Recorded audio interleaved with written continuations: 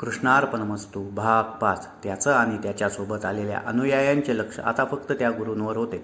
आतल्या खोलीतून कोणीतरी येतंय असा भास झाला आणि साक्षात एक व्यक्ती आतून बाहेर येताना दिसली. डोक्याला फेटा बांधलेला, अंगावर पांढरा सदरा, धोतर, उंची जेमतेम, सदऱ्यावर एक शाल घेतलेली, माथ्यावर उभा चंदनाचा टिळा लावलेला, साधारण 75 ओलांडलेली, परंतु चालण्यात एक दमदारपणा, भेदक डोळे, वय जरी जास्त असलं तरी कांती प्रसन्न, चेहऱ्यावर पेदार मिशा आणि दाढी. वयोमानानुसार दाढी मिशा पांढऱ्या झालेल्या, पण करारी असं व्यक्तिमत्व सगळ्यांच्या समोर येऊन उभं राहिलं. ते गुरुमाऊली इतके तेजस्वी दिसत होते की त्यांच्या त्या प्रसन्न मुद्रेनेच उपस्थितांची मरगळ झटक्यात निघून गेली. ते उभे राहिले आणि सगळ्यांवरून एक कटाक्ष टाकला आणि सगळ्यांना नमस्कार केला आणि स्वतःचा परिचय दिला. ते बोलत असताना त्यांचा आवाज इतका सुंदर होता, शब्दांवर जबरदस्त पकड होती. यावरून त्याला समजलं की नाही, तो निश्चित चुकीच्या ठिकाणी आलेला नाही. तो तर अवाकच होऊन बसला. आज इतकं वय असून देखील हे गुरु किती खणखणीत बोलत आहेत. त्यांनी स्वतःचा परिचय दिल्यावर ते म्हणाले की आता पुढील काही काळासाठी तुम्ही स्वला विसरून जाऊन आपण फक्त प्राणी मात्र आहोत, एकटेच आहोत असं समजून मी जे काही निरूपण करणार आहे ते एकाग्र मनाने श्रवण करायचे आहे. मी कोणी परमेश्वर नाही की कोणी बाबाबुवा नाही, मी देखील तुमच्यातलाच आहे. फक्त मी ते आयुष्यभर जीवनाचं तत्त्वज्ञान जाणून घेतलं, जितकं होईल तितकं आत्मसात करून घेतलं. तेच मी तुम्हाला आजच्या निरूपणात सांगणार आहे, जेणेकरून तुम्हाला तुमचं आयुष्य सुखकर जगता येईल. तुम्हाला माझ्या निरूपणातून बोध होईल की या आयुष्यात काय सोडायचं असतं आणि काय पकडून ठेवायचं असतं. हे वाक्य ऐकून तर तो उत्साहितच झाला, कारण याच्यासाठी तर तो आला होता. सगळीकडे आल्हाददायक शांतता पसरली होती. वातावरणात एक प्रसन्नता जाणवत होती. मंद धुंद सुगंधाने सभोवतालचं वातावरण आणखीनच मनमोहक करून ठेवलं होतं. अशा या मंगलमय वातावरणात आता गुरुमाऊली निरूपणाला सुरुवात करणार होते. त्याच्यासोबत सगळ्यांचे कान ते श्रवण करण्यासाठी आसुसले होते आणि गुरुमाऊली बोलू लागले.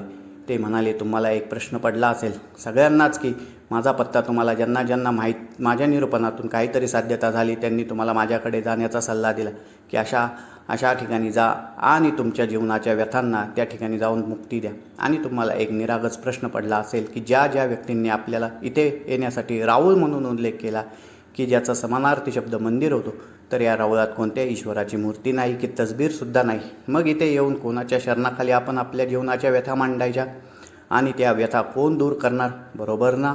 आणि त्यांनी स्मित केलं. हे ऐकून तर तो अचंबित झाला. अरे खरंच, हाच पहिला प्रश्न त्याला पडला होता की इथे तर एकसुद्धा देवाची मूर्ती नाही की एकही तसबीर नाही. आता त्याला त्याच्या या प्रश्नाचं उत्तर मिळणार होतं. ते गुरु बोलू लागले की हो, इथे ना कोणत्या देवाची मूर्ती आहे ना तसबीर. कारण तुम्ही जर नीट निरीक्षण केलं असेल तर इथे बाहेर एक कडुलिंबाचं एक डेरेदार वृक्ष आहे. हे जे राऊळ आहे ते शेणामातीच्या भिंतीचं आहे. त्याचं छप्पर कौलारू आहे, म्हणजे ते सुद्धा मातीचं आहे. तुम्ही ज्यावर बसला ती भुईसुद्धा शेणामातीची आहे. इथे सगळीकडे वेगवेगळ्या प्रकारचे अनेक पुस्तके आहेत, ग्रंथ आहेत, बाजूला छोटी छोटी झाडे आहेत. तुम्ही जर मनाच्या अंतर्भागातून विचार केला तर तुम्हाला जाणवेल की आपण साक्षात भगवंताच्या मांडीवर बसलो आहोत. कोणी त्याला भगवंत म्हणतं तर कोणी त्याला एक अद्भुत शक्ती म्हणतं. विज्ञान त्याच्या शोधात आहे तर तत्त्वज्ञान त्याच्यासोबत आहे. अशा परमशक्तीच्या पुढ्यात आपण आहोत. आपल्या आजूबाजूला ज्या काही निसर्गनिर्मित गोष्टी आहेत, किंबहुना हा निसर्गच एक परमशक्ती आहे. या नैसर्गिक गोष्टी आहेत म्हणून आपण आहोत. आपण आहोत म्हणून त्या आहेत. हा आपला गोड गैरसमज आहे. म्हणून या राऊळात कोणत्याही देवतेची मूर्ती नाही की तसबीर नाही. कारण ज्यांच्या अंगाखांद्यावर आपण वावरतोय त्याची मूर्ती स्थापन करून आपल्या आजूबाजूला जी नैसर्गिक साधन संपत्ती आहे तिकडे का दुर्लक्ष करायचं? आणि हे जे राऊळ आहे ते मनुष्य प्राण्यासाठी आहे.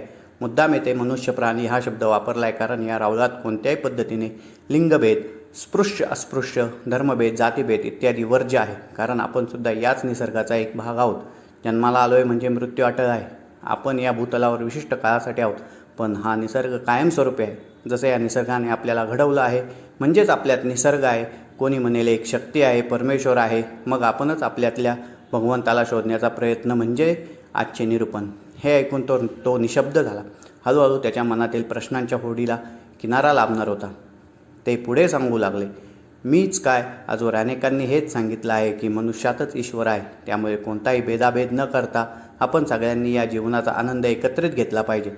जसं निसर्ग जगत असतो, त्यातील पशुपक्षी वृक्ष जगत असतात, ते कधीही या विचारात जगत नाही की मी गेल्यावर या जगात काय होईल. कारण ते प्रथम सोडतात तो मोह. माणसाने सुद्धा प्रथम मोह सोडला पाहिजे. प्रत्येक गोष्टीत मोह ठेवणे बरे नव्हे, मग तो नात्यात असू द्यात किंवा वस्तूत असू द्या.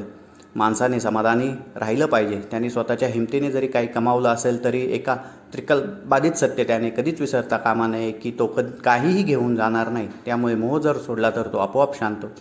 त्याला राग येणार नाही. आपलं काहीतरी गमावलं ते याची भीती वाटणार नाही. निसर्ग नियमाप्रमाणे जोपर्यंत जो मनुष्य जीव जिवंत आहे तोपर्यंत त्याने त्याच्या कमावलेल्या, मग ती नाती असू द्यात किंवा वस्तू धन असू द्यात, त्याचा आनंद घेतला पाहिजे. आपल्याकडील जे काही अतिरिक्त आहे त्याचा लाभ इतर मनुष्य जीवांना घेऊन दिला पाहिजे. जसं की निसर्गातील पशुपक्षी करतात. आपल्या मुठभर पोटात मावेल तितकेच ते गोळा करतात. तसंच माणसाने सुद्धा आपल्या गरजेपुरते सगळे कमवून उरलेले इतरांसाठी ठेवावे. इथेच मनुष्य कमी पडतो. म्हणून तर व्यथित होतो. त्याला मोह आवरत नाही आणि राग अनावर होतो. आणि म्हणूनच मनुष्यच निसर्गाला श्रेष्ठ समजतो की कितीही पशुपक्षी या निसर्गात वावरत असले तरी सगळे सुखाने नांदतात. इथेच खरी मेक आहे, कारण ते कधीच कोणाशी जीवघेणी स्पर्धा करीत नाही. आपलं जीवन ते यथेच्छ जगत असतात. हे ऐकून तर त्याच्या पहिल्या व्यथेला किनारा मिळाला आणि मिनिटभर त्याने मनात डोकावलं तर खरंच आपण किती मोह ठेवतो हे त्याला समजलं. क्रमशः कथा आवडल्यास कथेला लाईक करा, चॅनलला सबस्क्राईब करा.